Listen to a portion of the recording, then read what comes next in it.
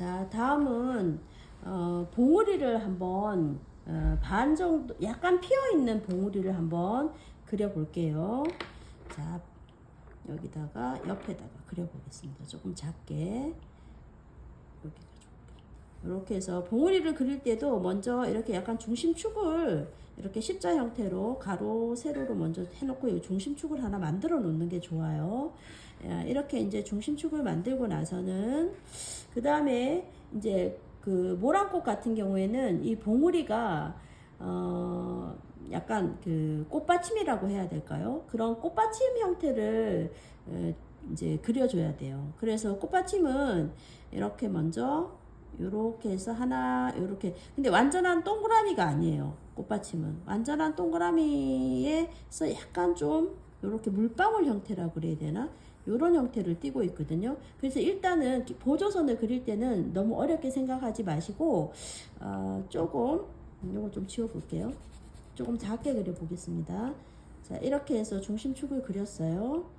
그러면 이제 여기는 물방울 형태의 약간 요런 보조선을 하나 그립니다. 그 다음에 여기는 요렇게 해서 하나를 또 그립니다. 요렇게 요런 식으로.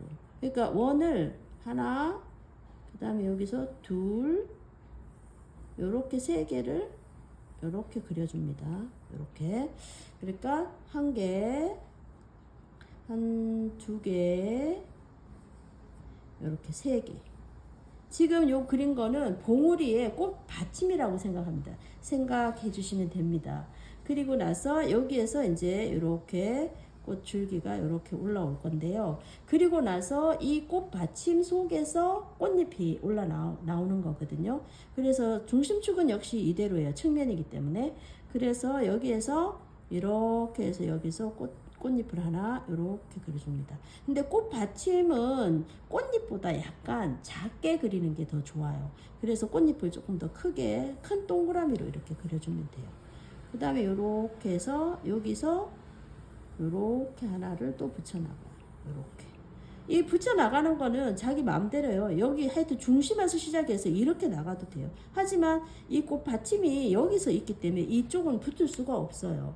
왜 그러냐 하면 꽃받침이 여기서 이렇게 시작되니까 적어도 이 밑에까지 내려갈 수가 없다는 거죠. 적어도 한 요 정도까지는 있을 수 있지만, 그리고 요 위에도 하나 이렇게 붙여 나가면 됩니다.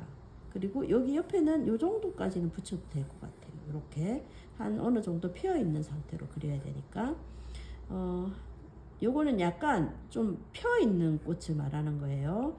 그래서 일단 꽃받침을 먼저 1, 2, 3을 먼저 그립니다. 먼저 동그라미 하나, 약간 타원이라고 보면 됩니다. 그 다음에 이런 식으로 해서 3개를 그리고, 그 다음에 이제 꽃잎을 여기다가 이렇게 하나, 이렇게 하나, 중심은 이쪽입니다. 중심은 이렇게 나갈 거니까요. 이렇게, 그 다음에 이렇게, 그래서 1, 2, 요거까지는 귀엽게 여기 봐주겠습니다.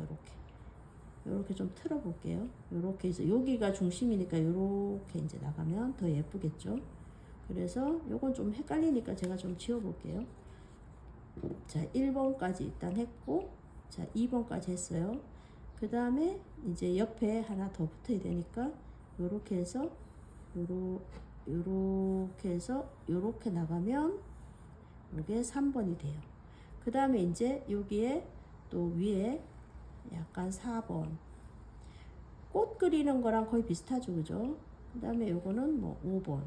이제 요렇게 한 5장을 그려봤어요. 그러면 자, 이거를 또 이렇게 실제 꽃 모양이 되도록 한번 그려보겠습니다.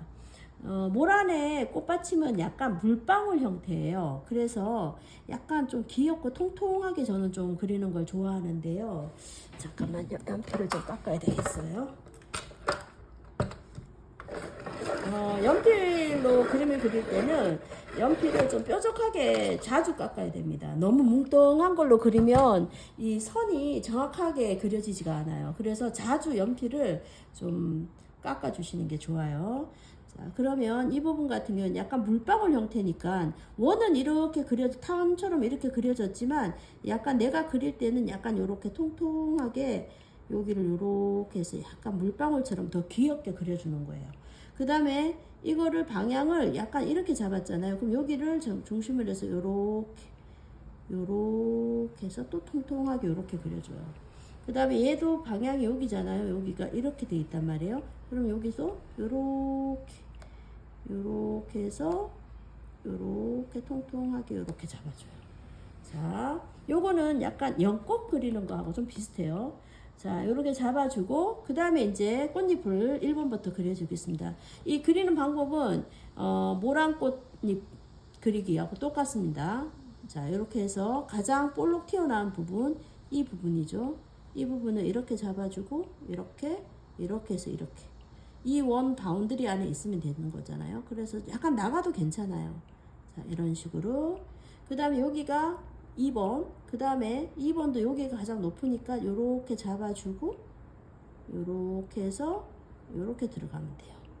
그 다음에 3번 약간 요렇게 해서 여기가 요렇게 들어가 있죠.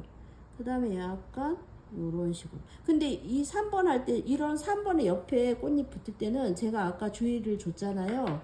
이 부분에서는 여기서 붙을 수가 없다는 거예요. 왜 그런지 아시겠죠? 꽃받침이 여기를 위까지 올라가 있는데 받침 이 속에서 꽃잎이 나올 수는 없잖아요. 보통 꽃받침이 이렇게 벌어져야 그 꽃받침 사이로 꽃잎이 나와야 되니까. 그래서 이 옆에 붙으면 안 된다는 거죠. 이상한 거죠. 그래서 최소한 요 정도까지는 봐줄만 해요. 요 정도까지는. 그리고 이제 4번은 요렇게 해서 요렇게 자, 요 정도에서 난 만족스러워. 그러면 여기서 멈춰도 돼요. 하지만 나는 좀 더 풍성하게 하고 싶다. 그러면 5번까지 이렇게. 5번은 좀 여기 제가 바운드리를 작게 잡았는데 좀 벗어나도 괜찮아요. 자, 이렇게 해서 5번까지 이렇게 해서 이제 그려주고 이렇게 꽃대가 이렇게 나오게 됩니다. 이런 식으로. 그러면 이제 요거는 약간 이제 반 핀 꽃 봉오리죠. 봉오리입니다. 그러면 이번에는 이제 완전한 피지 않는 꽃봉오리 모란꽃의 형태는 여러 가지 형태가 많은데 그냥 가장 대표적인 거 이제 한번 그려보겠습니다. 역시 이 봉오리도 먼저 이렇게 십자 형태로 중심축을 만들어주고 여기서 시작해 보겠습니다. 먼저 꽃봉오리도 받침이 있어야 되겠죠. 꽃받침이. 그래서 아까 역시 똑같이 이런 형태로 일단 잘 안 되시는 분은 그냥 동그라미로 이렇게 좀 그려주세요. 약간 길쭉한 동그라미면 더 좋고요. 너무 길쭉하면 안 돼요. 그냥 원에 가까운 거면 됩니다. 그리고 여기 중심에서 다시 또 이렇게 붙어 나가는 형태로 이렇게, 그 다음에 이렇게 한 3개 정도 그려주고 이렇게 그래서 1, 2, 3 그렸죠. 그 다음에 이제 봉오리 같은 경우에는 다시 여기가 중심축이면 약간 이거는 큰 피지 않는 하나의 덩어리라고 생각하시면 돼요. 그렇게 해서 이렇게 해서 그냥 큰 이 중심축을 중심으로 해서 큰 이렇게 원이라고 생각하시면 됩니다. 이렇게 큰 원. 꽃잎이 다닥다닥 붙어서 하나의 공을 이루고 있거든요. 그래서 아직 피지 않는 그 봉우리잖아요. 그래서 이제 하나의 이제 덩어리로 보고 1번으로 잡아볼게요. 자, 그러면 이제 자세하게 디테일한 묘사를 한번 해보겠습니다. 얘도 마찬가지로 약간 이 부분을 조금 더 이렇게 귀엽게 이렇게 통통하게 이렇게 만들어주고, 그 다음에 2번도 지금 원은 이렇게 만들어져 있지만 내가 디테일하게 표현해야 되니까 원을 좀 벗어나서 약간 요렇게 요런 형태로 만들어지면 얘가 요렇게 들어가겠죠. 지금 요렇게 요런 형태로. 그 다음에 3번도 마찬가지 요렇게 해서 요렇게 좀 더 동그랗게 요렇게 하고, 그 다음에 요런 형태가 되겠죠. 그 다음에 이제 큰 봉우리가 아까 큰 이제 안에 공이 하나 있다 그랬잖아요. 그러면 얘도 약간 귀엽게 약간 뾰족하게 약간 요렇게 내서 요걸 꽉 차게, 여기에 꽉 차게 요렇게 맞춰줍니다. 요렇게. 자, 그런데 이 받침 같은 경우에는 주로 이제 우리는 이런 모양을 많이 넣어요. 이렇게 연꽃처럼 약간 이런 모양을 이렇게 잡아줍니다. 이런 식으로 이렇게 자, 그 다음에 이것도 이대로 놔두면 너무 밋밋하잖아요. 그래서 조선시대 그 모란도를 보면 굉장히 센스가 있어요. 자, 이렇게 해가지고 센스 있는 걸 볼 수 있는데 이렇게 선을 넣어줬어요. 이 밋밋함을 약간 파괴시켰어요.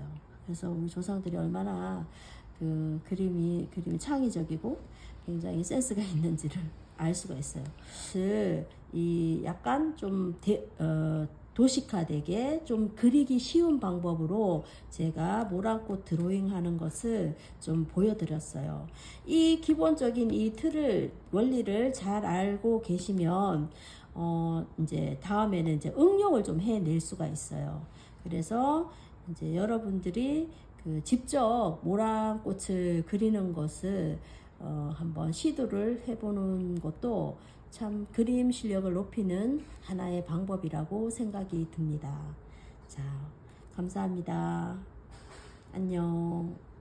오늘 영상이 본인에게 도움이 되고 앞으로 랑카가 보여주는 그림을 계속적으로 공부를 해보고 싶다면 구독과 좋아요 꼭 부탁드립니다.